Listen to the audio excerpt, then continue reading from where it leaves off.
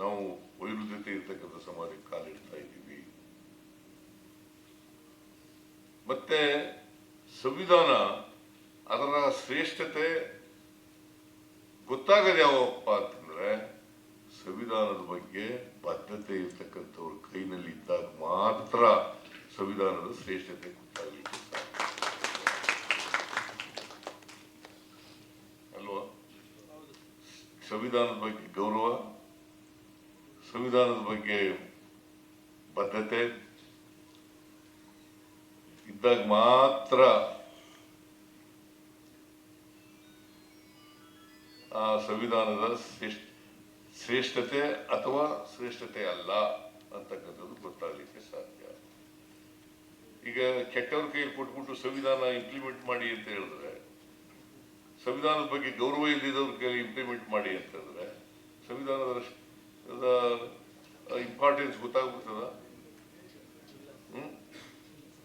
ಅದಕ್ಕೆ ಸಂವಿಧಾನ ಬಗ್ಗೆ ಗೌರವ ಇರ್ತಕ್ಕಂಥವ್ರು, ಸಂವಿಧಾನದ ಬಗ್ಗೆ ಬದ್ಧತೆ ಇರ್ತಕ್ಕಂಥವ್ರು ಅವ್ರ ಕೈಲಿ ಅವ್ರು ಇಂಪ್ಲಿಮೆಂಟ್ ಮಾಡೋದು ಮಾತ್ರ ಅದರ ಶ್ರೇಷ್ಠತೆ ಅರ್ಥ ಆಗಲಿಕ್ಕೆ ಸಾಧ್ಯ ಆಗ್ತದೆ ಅಂತಕ್ಕಂಥ ಮಾತುಗಳನ್ನ ಹೇಳಿದ್ರು.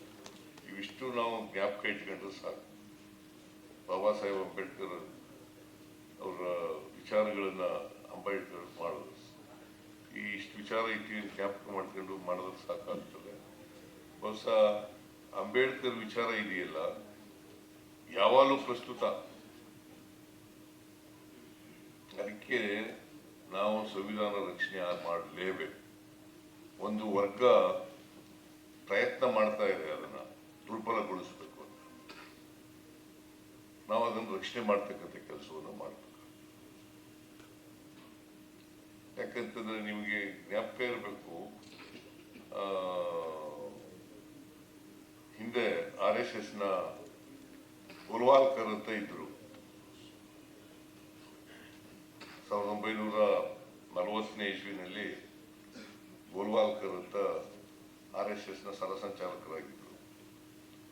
ಅವರು ಸಂವಿಧಾನ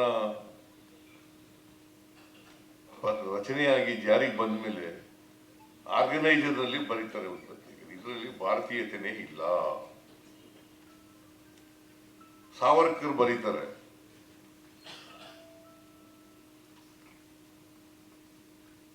ಇದು ನಮ್ಮ ದೇಶದ ಸಂಸ್ಕೃತಿಗೂ ಸಂವಿಧಾನಕ್ಕೂ ಅರ್ಥಾತ್ ಸಂಬಂಧ ಇಲ್ಲ ಅಂತ ಬರೀತಾರೆ. ಮತ್ತೆ ಅಂಥವ್ರ ಕೈನಲ್ಲಿ ಸಂವಿಧಾನ ಇದ್ರೆ ಹೇಗೆ ಅದು ಅದರ ಇಂಪಾರ್ಟೆನ್ಸು ಆಗ್ತದೆ, ಸಂವಿಧಾನ ಶ್ರೇಷ್ಠ ಅನ್ನೋದು ಹೆಂಗಾಗ್ತದೆ, ಇದನ್ನು ನಾವು ಅರ್ಥ ಮಾಡ್ಕೋಬೇಕಾಗ್ತದೆ. ಇದನ್ನ ಈ ಸೂಕ್ಷ್ಮತೆಗಳನ್ನು ನಾವು ಅರ್ಥ ಮಾಡ್ಕೊಳ್ಳದೆ ಹೋದರೆ ಭಾರಿ ಕಷ್ಟ ಆಗ್ತದೆ. ಸಮಾಜದಲ್ಲಿ ಇವತ್ತು ಕೂಡ ಮನುಸ್ಮೃತಿ ಪರವಾಗಿರ್ತಕ್ಕಂಥವ್ರು ಇದ್ದಾರೆ.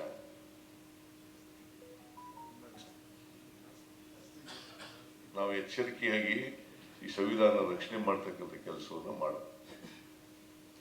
ಅದು ಮಾಡಿದ್ರೆ ಇವತ್ತು ನಾನು ಮುಖ್ಯಮಂತ್ರಿ ಆಗ್ಬೇಕಾದ್ರೆ ಈ ಸಂವಿಧಾನ, ಈ ತರದ ಸಂವಿಧಾನ ಇದ್ದೇ ಹೋಗಿದ್ರೆ ನಾನು ಮುಖ್ಯಮಂತ್ರಿ ಆಗ್ತಾನೆ ಇರ್ತೀನಿ.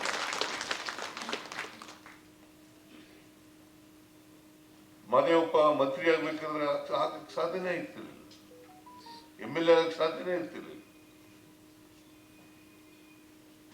ಎಲ್ರಿಗೂ ಸಮಾನ ಅವಕಾಶಗಳನ್ನು ಕೊಟ್ಟಿರ್ತಕ್ಕಂಥದ್ದು ಸಂವಿಧಾನ. ಅಸಮಾನತೆಯನ್ನ ಮಾಡಿರ್ತಕ್ಕಂಥದ್ದು ಮನುಸ್ಮೃತಿ.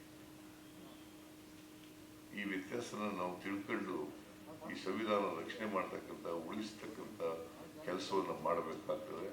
ಆಗ ಮಾತ್ರ ಬಾಬಾ ಸಾಹೇಬ್ ಅಂಬೇಡ್ಕರ್ ಅವರಿಗೆ ನಾವು ಗೌರವವನ್ನು ಸಲ್ಲಿಸಿದಾಗ್ತದೆ ಮಾತುಗಳನ್ನ ಈ ಸಂದರ್ಭದಲ್ಲಿ ನಾನು ಮಾತಾಡಕ್ಕೆ ಸಮಯ ಇಲ್ಲ, ಇನ್ನು ಬಹಳ ಮಾತಾಡ್ಬೇಕಾಗುತ್ತೆ ಅನ್ಕೊಂಡಿದ್ದೆ. ಆದರೆ ನಾನು ಲೇಟಾಗಿ ಬಂದೆ, ಮಾದೇವಪ್ಪನೂ ಲೇಟಾಗಿ ಬಂದೆ. ನಾನು ಇನ್ನೊಂದು ಕಾರ್ಯಕ್ರಮಕ್ಕೆ ಬೇರೆ ಹೋಗ್ಬೇಕಾಗಿ ಇವತ್ತು ಕಾಯ್ಕ ಕೂತಿದ್ದ ಬಸ್ ಕೂಡ, ನಾನು ಬೆಂಗಳೂರು ಬೇರೆ ಹೋಗ್ಬೇಕು. ಸೊ ಅದರಿಂದ ನಾನು ಹೆಚ್ಚು ಮಾತಾಡಕ್ ಹೋಗ್ದೇನೆ ಇವತ್ತು ಎಷ್ಟು ಜನಕ್ಕೆ 10 ಜನ ಅಂಬೇಡ್ಕರ್ ಪ್ರಶಸ್ತಿಗಳನ್ನ ಪ್ರದಾನ ಮಾಡಿದ್ದೀರಿ. ಅವರೆಲ್ಲರೂ ಎಲ್ಲರೂ ಕೂಡ ಪ್ರಶಸ್ತಿಗಳನ್ನು ಸ್ವೀಕಾರ ಮಾಡಿದ್ದಾರೆ.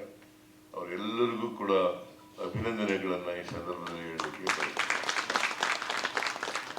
ಅವರಿಗೆ ಆಯುಸ್ಸು ಆರೋಗ್ಯ ದೊರಕಲಿ, ಜೊತೆಗೆ ಅಂಬೇಡ್ಕರ್ ಆದಿನಲ್ಲಿ ನಡೀತಕ್ಕಂಥ ಪ್ರಯತ್ನವನ್ನು ಮಾಡಲಿ ಅಂತೇಳಿ ಆಸೆ. ಎಲ್ರಿಗೂ ನಮಸ್ಕಾರ.